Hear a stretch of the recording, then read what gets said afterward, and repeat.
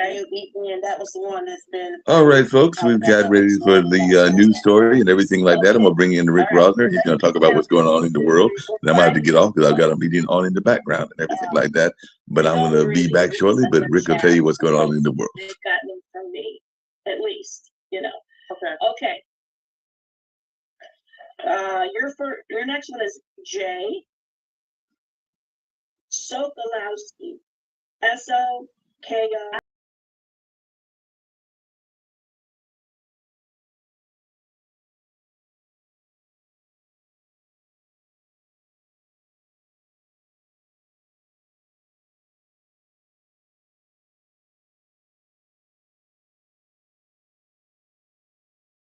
And then it's another L. This is the last name.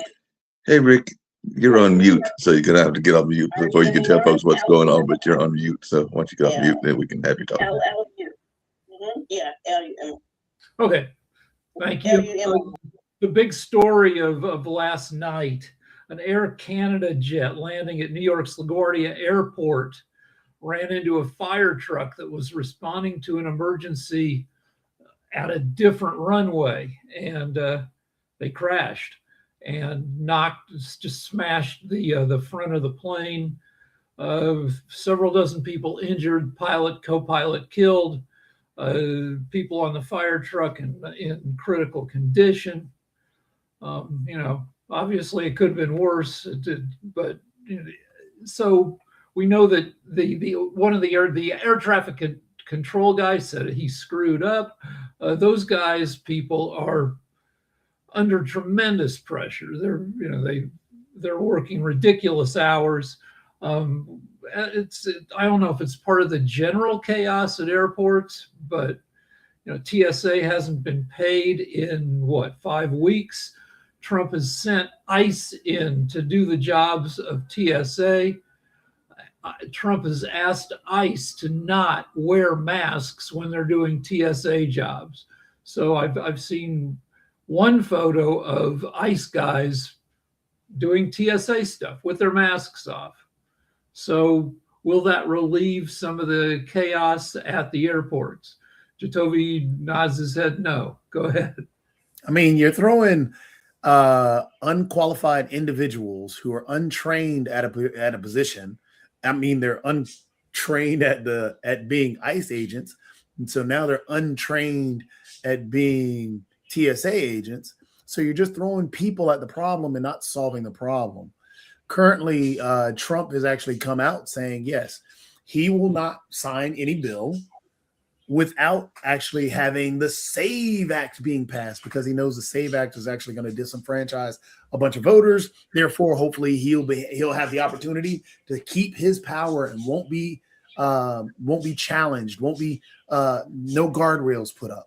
So the Democrat Party has actually put up multiple bills to have TSA paid, have other parts of DHS paid, but hold off on getting ICE agents paid or whatever, and so on and so forth, even though they're actually funded extra based off of the big, beautiful bill. They're just a private army now. That's what Trump has made.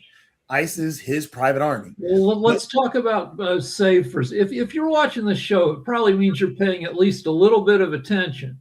Unlike half of American voters who won't start paying attention to the issues besides their own personal, like price increases and stuff until a month before the election. But in case you haven't been paying attention, the SAVE Act, the Republicans say it is to stop an epidemic of voter fraud. However, if you've been paying any attention at all, you know that there is an extremely low level of voter fraud. There are 77 documented instances of non-citizens casting votes in the past 25 years in the US out of a total of 2 billion votes cast. Overall, about 2,000 idiots have committed voter fraud.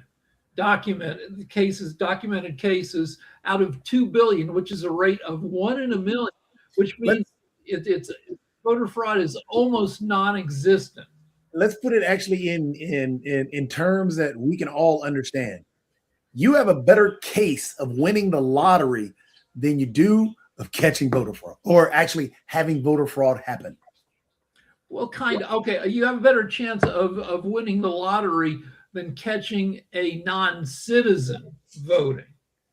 It's 77 out of 2 billion, which is what, 1 in 13 million? Is it 1 in 13 million? That is more.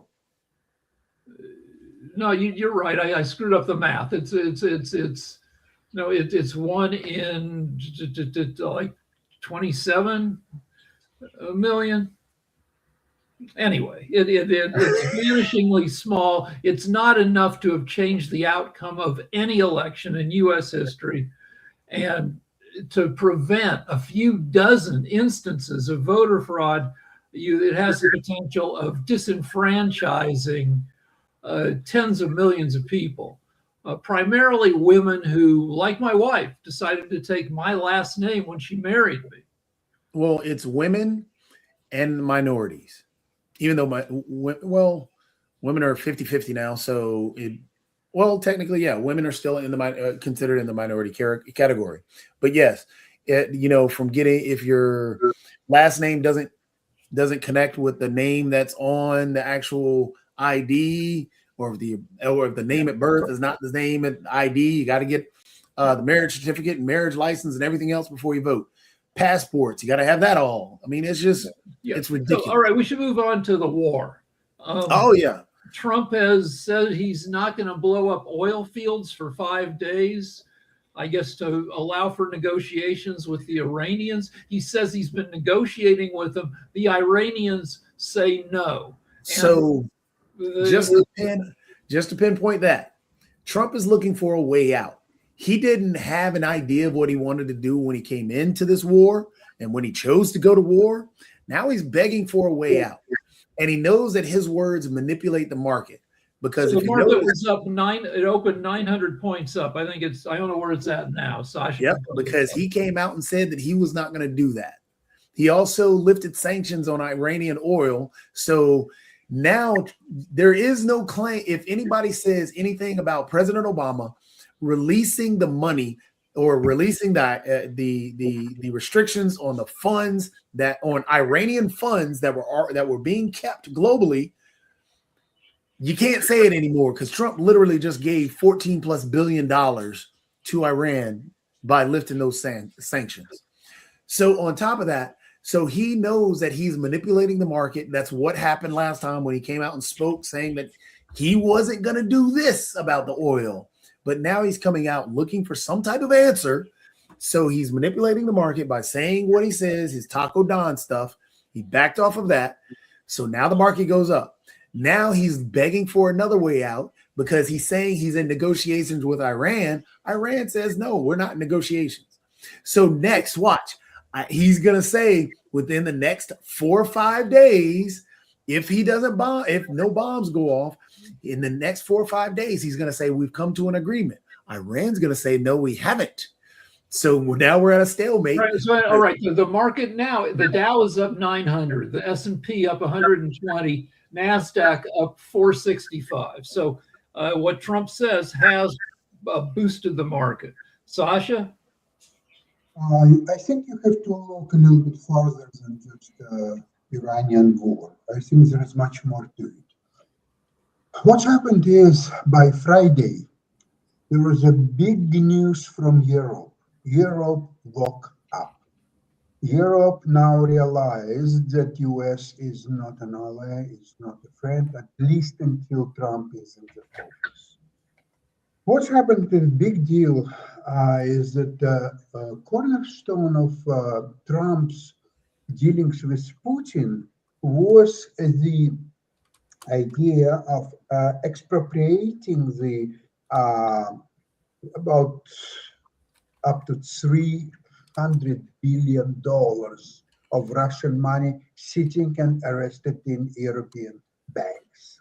So the deal was that somehow this money would be unfrozen and split between Putin and Trump under the guise that that money will be partially used to reconstruct the area of Ukraine which was occupied by Russia for 10 years and more, and some other ideas or so on. Guess what's happened on Friday? Europe came with absolutely new concept which was approved by all members of the European Union, which is provide Ukraine with $120 billion right away, forthwith, using Russian money as a collateral that if Ukraine will not be paid by Russia, the reparation, which then Ukraine can use to offset that credit. And if Russia is not going to pay reparation money, then European Union directly will expropriate this money as a collateral. So this way, neither Trump nor Putin, nobody else has access to this money. Even in your dreams, you cannot do that anymore. So now, since Trump's Geschäft diplomacy is absolutely ruined, I don't think that he will continue to express his great interest to Russia, because all Trump's diplomacy efforts, it's a Geschäft. Where did he go first when he became president a year ago? He went to Saudi Arabia. He went to all these Gulf nations. Why? Because that's where the money is. That's why it's so easy to fraud these countries, to sell them Patriot missiles. They will defend you against everything. Though you don't scare. They cannot defend against drones. No, they can't. So he's got out of this countries. Don't know use any names. These countries. All right. So there's trillions of dollars for nothing. It's a fraud. The real fraud. And I don't think when this war will be over, I think these nations, Gulf nations, they will ask American, take their bases, get the hell out of here and never show your face again. so that there's Europe already is telling Trump, just go away. Okay, you know that, you're aware of it. all right, so there's a lot of there are multiple points of unclarity with the war right now. Trump says he's not going to bomb Iranian energy sites. Does that mean he'll continue to bomb other sites? We don't know. Why are you emphasizing this obvious thing? He is Taco. He wants to run away. Right. He's taking incredible losses all over the world. He wants to save whatever was a month ago before this invasion. He wants to come back to it and say, okay, we are nice people. Okay, Canada, we leave you alone. Just, you know, what's important thing is that all the latest achievements of last year, for example, gross domestic product rose, as we know, 4.3%. But you know that without AI, it would be zero. There was no GDP growth in America at all. So the AI is far the biggest thing. All the biggest companies like NVIDIA and everything else, they all doing all that, and that creates a lot of money. The companies are buying each other's stock. Sometimes the company is buying its own stock, whatever. But guess what? Europe found a way how to destroy this AI bubble in US.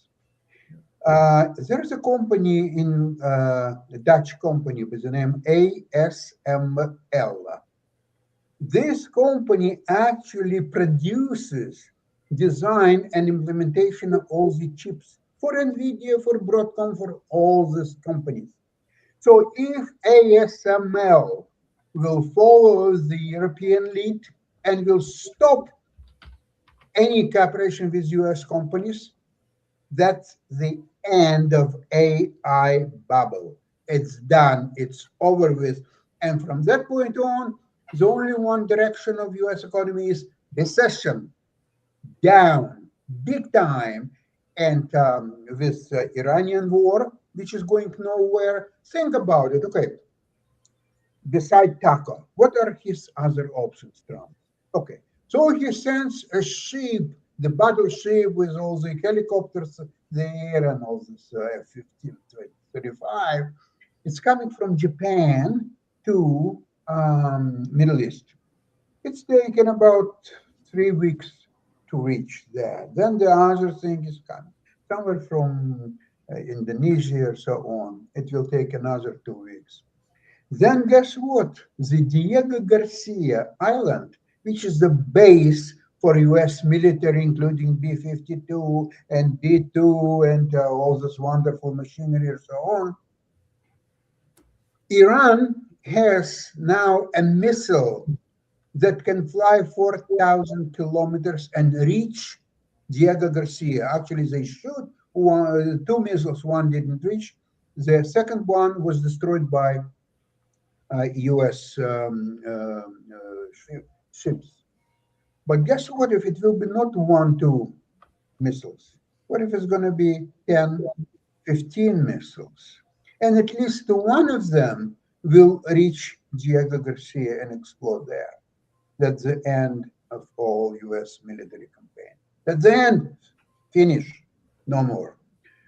So this is why Trump, who is now in big trouble overseas, financially, economically, upcoming midterm election, he is trying to save whatever he can still save. It means immediate peace with Iran. The problem is that Iran doesn't want that peace. Iran wants to destroy all American troops in the Middle East.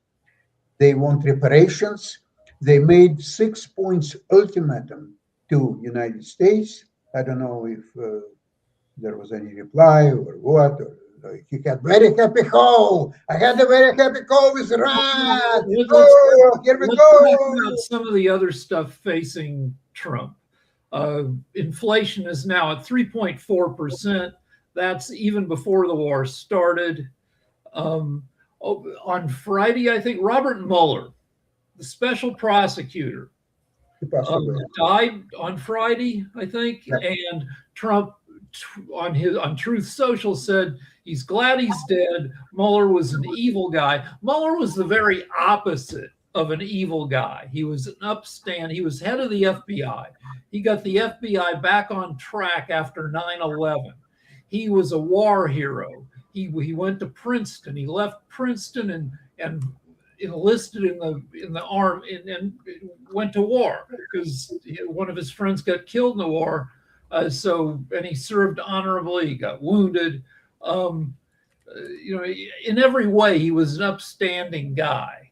And Trump was calling him crappy and evil. And He was a Republican, don't forget that. yeah, he was a conservative guy, married for 60 years.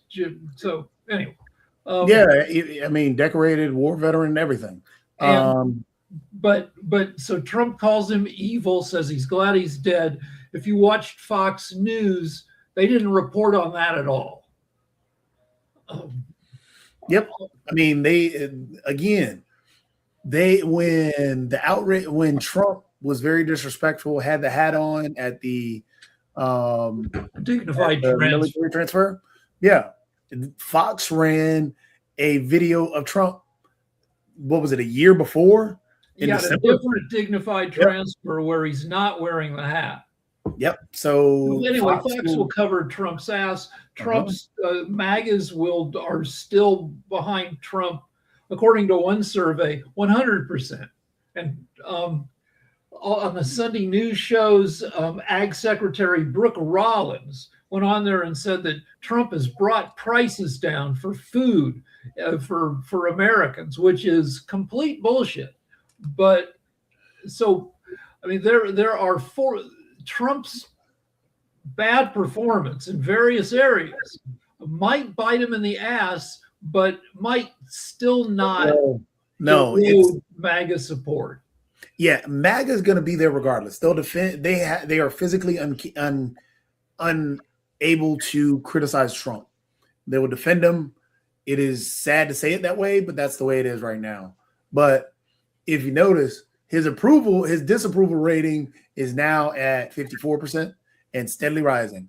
I mean, well, it depends on which surveys you look at, but on well, most I'm looking at the surveys, they Rand are at the lowest. They're certainly at the lowest of this term as president.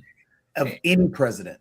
Well, the lowest of any president, except for certain points in his first term, is right after after January 6th. The last polls taken of him before he left office were super low, and on some of those polls, he ranked lower than he does now. And with independents, he has an 18% approval rating. So it depends on the whole poll. It's hard to poll people anymore. Plus, there are a bunch of shyster pollsters who poll Republican-leaning pollsters who will continue to put out rosy numbers.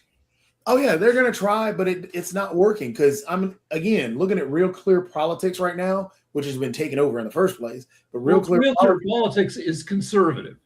Yep, Right. and they are at a +9 in disapproval.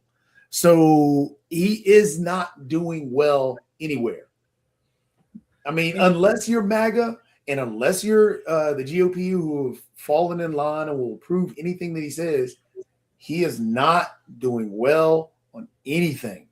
So he loses the House in less than 8 months. He loses the House and the Senate.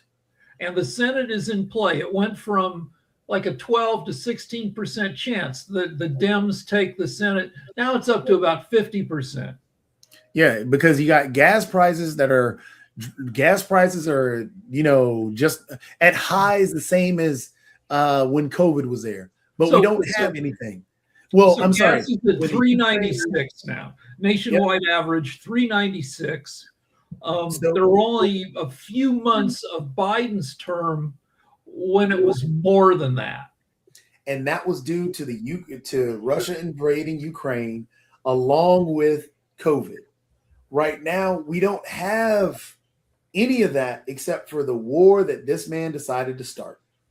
So Trump, nobody's got time for nobody's going to the average voter doesn't pay attention to explanations. No, nobody cares about that. That's why, again, and they're already saying that the prices of gas probably won't come down until 2027.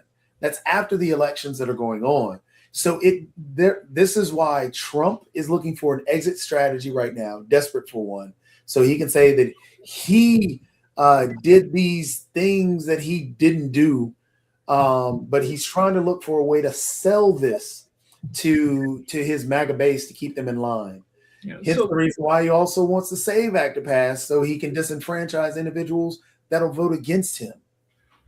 So everything I see says that the SAVE Act can't pass. It doesn't have the votes. The knock-on effects of high fuel prices and high fertilizer prices, because the chemicals for fertilizer come out of the Strait of Hormuz too. Anyway, the price increases will roll out over the next 3 to 6 months, which makes the timing of this war seem especially stupid, because we're going to see increasing prices. Even if Trump shuts down the war and gas prices recede somewhat, the knock-on effects will be rolling out at the grocery store for the next 3 to 6 months, which brings us up to September, when people start paying attention and deciding who they're going to vote for. Well, that was the problem that Biden ran into. The gas prices and everything spiked, and then he paid for it at the election time. Stuff was coming down when the elections were happening. Stuff were at its lowest even in 2024. But the thing is that people, I think, even when they start paying attention to the elections and what's going on right now, it's baked in. And what'll happen once the election comes in and once the election fun happens with all the ads and everything else, the way that the Republican Party and Trump have been playing it is actually pushing more people away, because they keep saying it's a blip. They're flippantly talking about a struggle that people are having, and they're making it sound like, oh, it's nothing, don't worry about it. And that's the problem that they're running into. And when people start paying attention, that's going to be either extremely offensive or it's going to make people just mad. Right, so the U.S. State Department has issued a worldwide alert yesterday, urging Americans across the globe to exercise increased caution. Which, I mean, that's a little late. Well, Yeah. I want to point out a few things, and I'm sorry I'm late this morning, but the Heritage Foundation did a study, and they discovered that only 77 people in 24 years committed fraud in the elections. I want to make a point of Well, it's stating, not just a study. The Heritage Foundation has maintained an election integrity database for I don't know, 10 years or more, where they've tracked down all the documented cases of voter fraud in this century, since the year 2000, and often their statistics go back 40 years.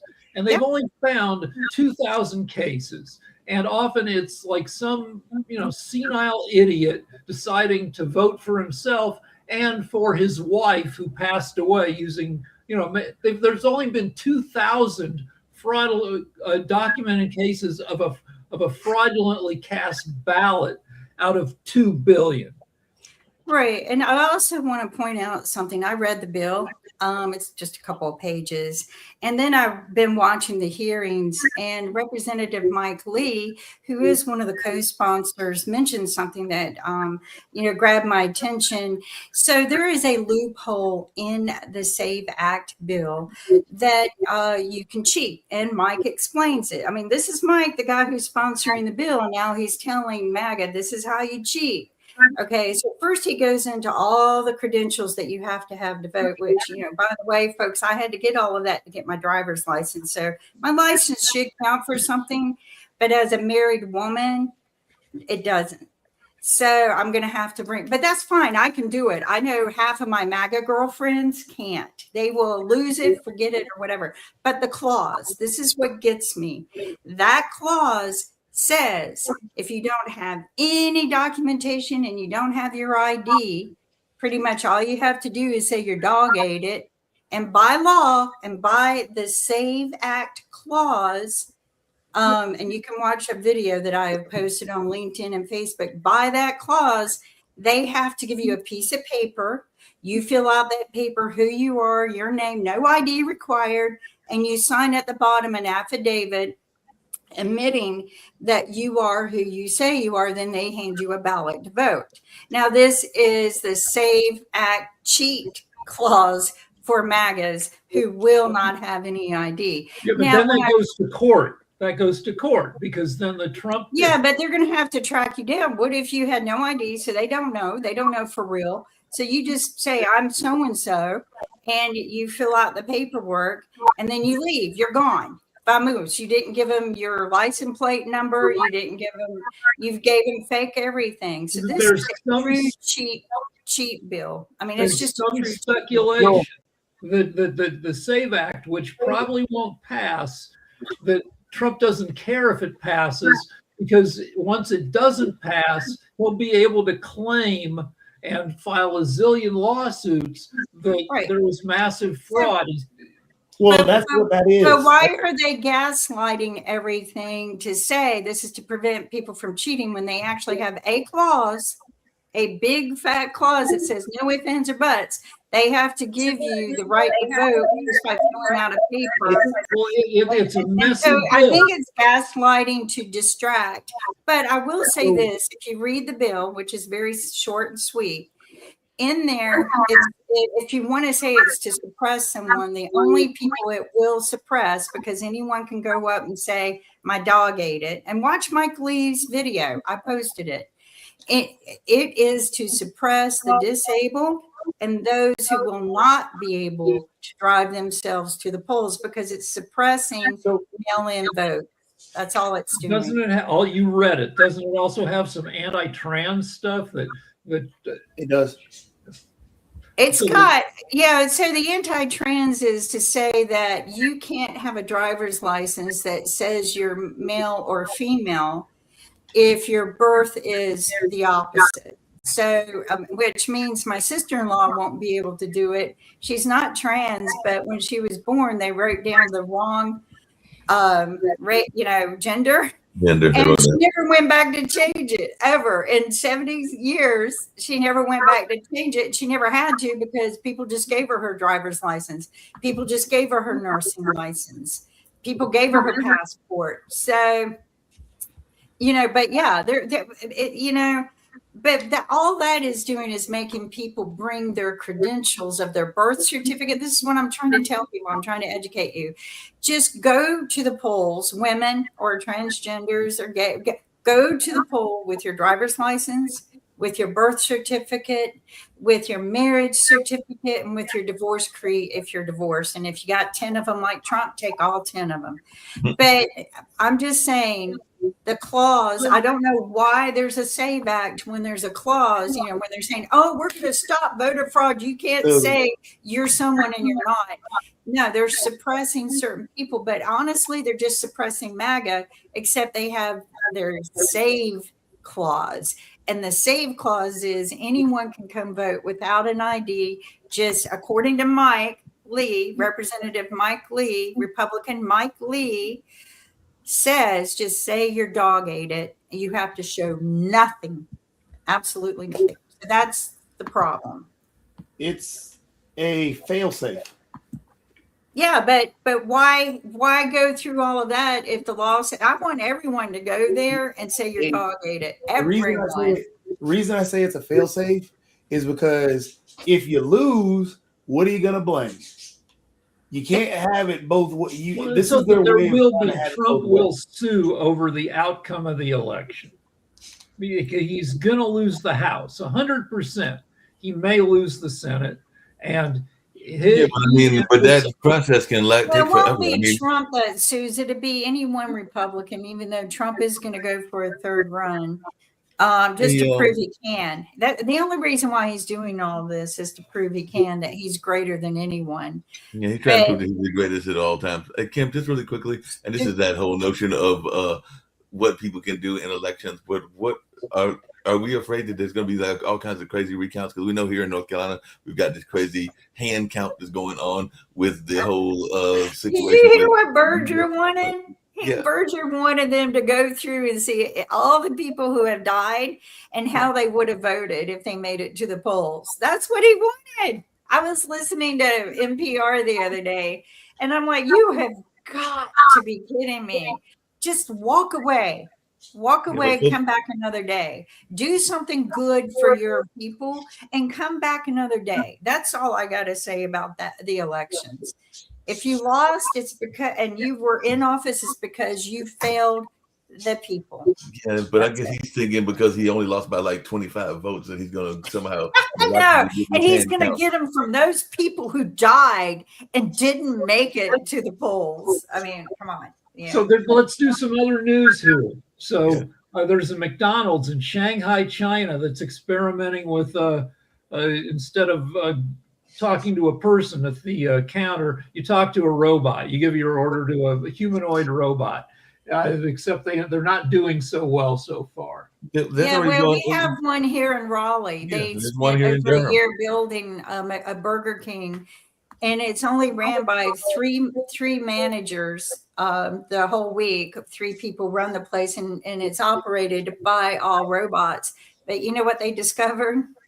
Robots and AI can't take orders very well. So I went to Popeyes a couple of weeks ago and tried to get AI to take my order, and I finally yelled at it, said, "Give me a human," because it was giving me the wrong prices. Yeah. It wasn't giving me what I usually order. It wanted to sell me all these sides and stuff. Anyway, it still has a lot of It's got a lot of problems. So I want Going to back ask to- Sasha a question because I only had a moment to glance before I had to do my therapy. Sasha, they said that the Dow was up 700 this morning. Is that true?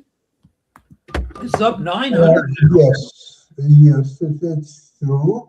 It's a result of an announcement that Trump had a very good talk with Iranians. Well, we'll see about that. We know how he lies. It's like that Doge check we got. So Trump says they're negotiating. Iran says they are not negotiating. Nope. There's no clarity on that.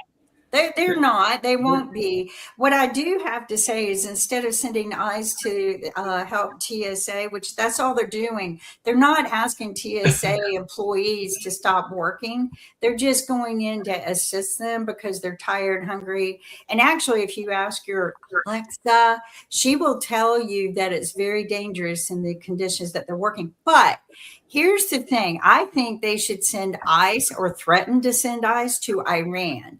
They are going to be boots on the ground. One, because they get paid better. So, they should risk their lives more. And two, I think the minute you say ICE is coming to Iran, you're going to scare the sand out of Iran. I mean, it's going to scare them. It would scare me if you say you're sending ICE to my house. Right. Here's another story. So the cost of fuel may lead to a 4-day work week, according to this article on from Yahoo, from Fortune magazine. So COVID drove people out of offices and to work from home. And then over the past few years, people, there was a lot of jacking around. So there was a push to get people back into offices. Now there may be a push back out of offices with fuel costing so much. So you're also looking at, you also got to look at the fuel in terms of schools. That's where we tend to forget. We think about jobs and so on and so forth. Yeah, education. But a big problem with fuel is education because you deal with the buses. You also deal with the schools themselves. So a lot of schools are going to. I have a question for Sasha then. So we have a housing shortage in the U.S. Given the conditions in offices and retail, shouldn't you look for investments in companies that convert office space into residential space? It makes a lot of sense, and I'm pretty sure that I agree. these activities are underway and they should be well financed. The problem is with the gas that you didn't mention, the air travel, that there will be special surcharge on the extra money what costs to fuel the airplane. Yeah. That can affect. Now the ICE is, I don't understand if they will be replacing or working with TSA. Are they still going to wear masks and hide their identity, or it will be a change in that respect? What's the deal? I agree with that. And Sasha, you're right. And Rick, there are going to be tariffs. Now, I was watching Tim Closa last night. He's the chief energy advisor at Gulf Oil. All the chief energy advisors are coming on TV now. I guess they're all getting ready for CERA Week, which I chose to cancel to go to because I felt like it was too dangerous to fly right now during war. And, it's going to be all of the delegates and dignitaries and presidents and advisors from around the world and owners of gas, oil, and energy. And I just felt like that wasn't a safe place to be at.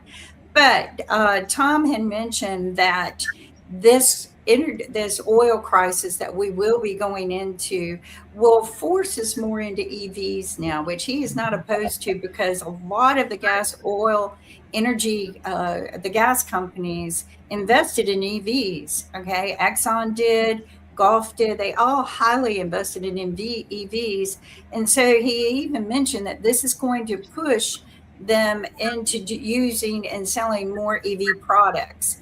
So he had no concern about the gas prices that we're going into, just that we should start buying more into EVs, and that was Tom Closa, who was the chief energy advisor at Gulf. So is it accurate that it's cheaper to charge an electrical vehicle per mile than it is to fill it with gas. It's not clear. Yes. Actually, a lot of owners of EVs are complaining that in the real world, when you're driving, considering the time that it will take to refuel this EV or so on, there is no bonanza for EV drivers at all. In fact, there are a lot of impediments. There are a lot of problems that they're facing. For example, in the colder climates like Canada or North, in the winter time, it can drive only up to 150 to 200 miles. And then you have to refuel, and refuel will take you anywhere from half an hour to all night, depends on what your refueling options are. So it's not panacea at all. It's a Yeah, a problem. true, So you're right, a just- true EV device is local only. It's not. Incorrect. Just to point out, the infrastructure for EVs is not there right now. And that's what holds back EVs. Yes, in Right. cold weather, you lose about 25% of your actual mile of your actual driving length. Your range. Yeah, your driving range. However, EVs are great vehicles. EVs right now, especially right now, in terms of gas prices, if you look it up, I mean, honestly, right now you're looking at 15 cents per mile for gas. You're looking at 8 cents per mile for EV. So you're actually saving a lot of money right now because of gas prices being high. When gas prices are low, you're roughly running about the same in terms of per mile. If you're also looking at range in terms of how far they go and the amount of stuff that you can travel with, again, the infrastructure, you have to think differently the way you drive an EV than you do a combustion engine. Just because the combustion engine has a very, very deep infrastructure. That's what we're built off of right now. But the EVs, as more EV charging stations come online, that infrastructure becomes an easier thing for people to drive. I just saw It takes a right post now. out of China that says that they're Well, working on so- rapid charging Yes, vehicles. rapid technology is there currently, but right now China is actually working on a better battery technology for that rapid technology to go even faster. The old style, what you're talking about, Sasha, with the 30 minutes to an hour and so on and so forth, that's the old technology. That's been passed. Right now, it is sitting at a much faster rate. And if you think about it, if you get about 20 some odd miles to the gallon, and it's going to take you, really quickly to pick up. But also with an EV, you're looking at a charge of maybe 5 to 10 of about 10 minutes, which is going to how much you sit there in the first place. You take about 10 to 15 minutes. You have enough range to get to where you need to go. But it's just a different driving, and the actual technology within EVs is much superior at this moment in terms of just the innards of the actual combustion compared to the combustion. I just wanted to say that the Let's gas not- companies win either way. That's what I was. Yes, they will. I was They'll trying to definitely make. will. It's because they've already invested in EV, and this was disclosed about 3 or 4 years, 4 years ago when I went to Sierra Week. They had disclosed that they were highly invested in EV technology. But I just wanted to say that it's more about the payload. How heavy is the item? And several of my husband's friends own the full EV. I own a partial, but it's about the payload too. And that was big research that we did in University of Southern Miss. Was the heavier it is, the more pull and drain on the battery it is. So the lighter the products get, the lighter the payload gets, the longer you can go. But most So people that say is just use EV for local right So now. just Well, let Sasha get a word in here. And then I'm, Let me explain to you something. The whole literature, promotional literature on EV, it has to be taken with a great skeptics because what they're saying so much miles you can drive on single charge or so on, this is if it's an ideal driving condition, temperature, the load, everything. If something is not there, then all your results will be adjusted severely, a lot. So therefore, So Tori, I agree that in the long run, EV is superior technology. It's going to perform much better than it is performing today. But it takes time. And it takes, I don't know what's happened with Tesla, but Elon Musk promised that he will put all highways and everywhere you can charge your EV or so on. I don't know what's happened that he built that, or he abandoned that, or what's he doing. So I know that last summer, I'm sorry, a relative of mine drove from Maryland to Canada, to Toronto, and half of his day around Niagara Falls, still on the American side, he spent looking for EV charger because he had an EV, which he regrets now. And he was driving around and looking at the Google Maps and everything. He couldn't find anything, so at the end of the day, he got stuck. So he had to get tow truck, which drove him. Just to point out real quick, both of the complaints that both you and Sasha, that Kim and Sasha said, are the same complaint, saying that it matters about the weight, it matters about the driving conditions. That's the same with a gas combustion engine. Yes. Exact same. Gas is more available for charging. Again, more available, but just really quickly. That complaint is the same complaint about gas combustion engines, and I already pointed out the infrastructure is not there. Therefore, you have to drive in a particular way. Hence the reason on EV vehicles, they actually have links to the charging stations, and you get to map out your day a lot differently. So EVs, yes, the technology, the weight of an EV is a lot heavier than an actual combustion engine due to the fact the battery technology has not gotten any better yet. But there is that battery technology there, but that weight right now has been offset. With regards to weight, I wanted to check on the situation in Bangladesh, where they have an advantage in the capital city, Dhaka, where they have electric three-wheelers. So if you've got an electric trike, basically, it doesn't weigh anything. So you guys have 4 million electric trikes in Dhaka right now.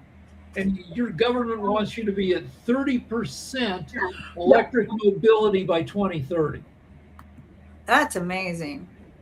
And you can still pedal it because it's light enough. You can still put motion. Well, let's hear what Dr. Sharif I think it's beautiful. Dr. Sharif has to say. This is different strategy Bangladesh government is taking. Also, my research centers like policy research and other things we are also helping. We call it Innovative Bangladesh 2040. I plan for these things, and especially what you were discussing about three-wheelers, about this energy-related policies, startup policies, media policy, innovation policy, everything. We developed 14 pillars.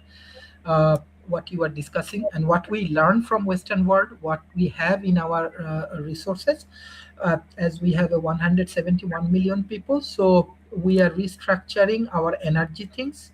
We are redeveloping our transportations and other thing. Definitely, I closely work with Stanford Product Realization Lab, North American, some high quality innovation we are deploying in Bangladesh, what we call Podcast City. So energy is very important, and country like Bangladesh, 90% of our energy sources is come from abroad. So we are trying to restructuring all of the process, and definitely if you have innovations, if you have, Kimberly, you are from universities, you have great resources in your network. If you have energy related innovations and other things, we are happy to invite you all in our I would say contact University of Southern Miss. I can see if I can find a contact there. They did probably the most research in that arena than all the universities I worked with, and I worked with a few. But they put a lot of research into that, mostly for the military purposes, because alternative energy is very important. I do want to just make a quick announcement, and then everyone else, I'll walk away. One of our shows is heading to DC. They have already started a whole team of people. What started out as just 2 days and speak with 2 senators about a bill that we've been thankful for that's being passed through. Hopefully it will pass through. Now we're speaking with probably about 6 to maybe 8. Every day it grows senators. I wish we could just hold an assembly in one day for them, but we've extended our trip to 7 days. So Timeshare Solution or Surrender, we'll be doing reruns, but we will be in DC.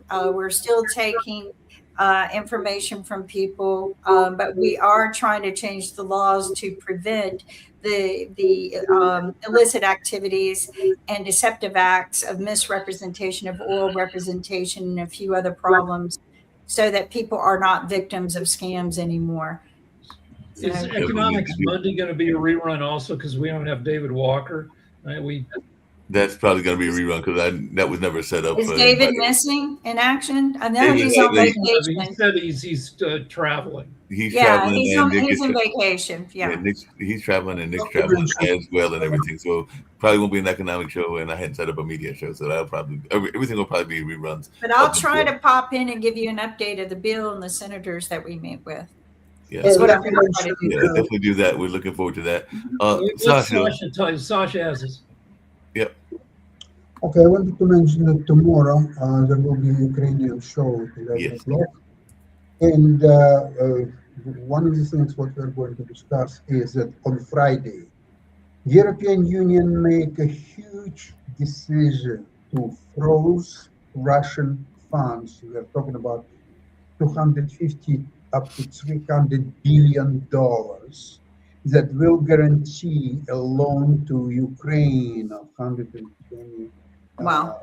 First tranche, $120 billion. So it's the end of Geschäft diplomacy between Trump and Putin. When they were playing a game that somehow they two of them will appropriate this Russian money and will use it for whatever reasons to develop something, to build something, or whatever else is that. That's the end. Finito la commedia. No more Geschäft diplomacy. So now Trump is losing any interest to Russia because what's Russia? It's the poorest country right now. It's bleeding in a war against Ukraine. And now that Ukraine has all the weapons it needs, all the money it needs, so no longer Trump will say, oh, you do this, you have 48 hours to accept it, or you do this. Shut up, idiot. No more this idiotic. That's the end of this. So now Trump is taking a huge beating in the war against Iran. It's impossible for him to win the war. Why he is doing tackle now? Because it's been calculated. Several things. All his escadra moving from Japan to Middle East, it will take 3 weeks just to get there. Another one is moving from the west coast of US to get there 5 weeks. Island Diego Garcia, where all the military equipment, including B-52, B-2, and all those wonderful planes, Iran now has a missile that can fly 4,000 kilometers. So therefore, Diego Garcia is no longer safe haven. It could be. Now, another thing is Russia and China are supporting Iran and more proactively. And the idiot who started this war, he had to calculate that they are working together. They will support each other. And without troops on the ground, its war is unwinnable. You cannot do anything about it. Now Trump is saying he doesn't care about the Strait of Hormuz because the U.S. has all oil it needs. So it's Europeans or Asians, they need to take care of Strait of Hormuz. It's not going to happen. So he cannot even make a tackle. Okay, we got it, we won the war, we are going home. What war did you win, idiot? The Strait of Hormuz is controlled by Iranians, and there is no way for ships to get out of there. I know. No. This is a balagan. That's all what it is. And then, everyone, make sure you watch our updates on the War with Sasha show and also the updates on the stock market. Please stay safe during this time of war. We've already had an accident at the airport because I think our TSA is overloaded. But everyone, please make sure, thank you for watching us. Make sure that you tune in tomorrow at 10 a.m. Eastern Standard Time for more news, more conversation about the news. And if you have any tips for us, please feel free to share them on podtv.tv. So until tomorrow, take care. Thank you.